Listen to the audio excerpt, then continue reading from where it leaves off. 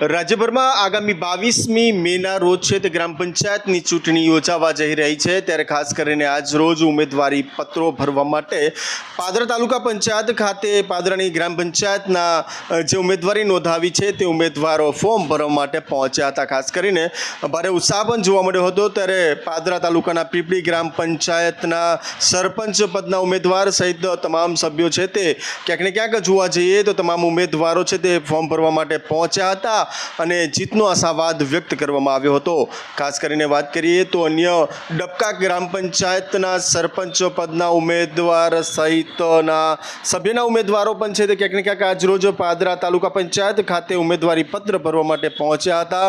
ભારે ઉત્સાહ જોવા મળ્યો હતો। ખાસ કરીને તેઓમાં જીતનો આશાવાદ પણ તેઓ દ્વારા છે તે વ્યક્ત કરવામાં આવ્યો હતો। મોટી સંખ્યામાં તમામ લોકો ઉપસ્થિત રહ્યા હતા અને ભારે ઉત્સાહ સાથે ક્યાંક ને ક્યાંક આ પોતાનું ઉમેદવારી પત્ર છે તે ભર્યું હતું।